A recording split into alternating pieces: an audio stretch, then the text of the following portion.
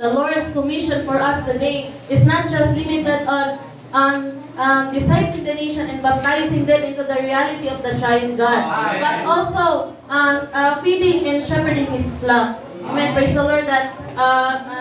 But first, we cannot give what we don't have. So first, we need to be first filled and saturated with the Lord.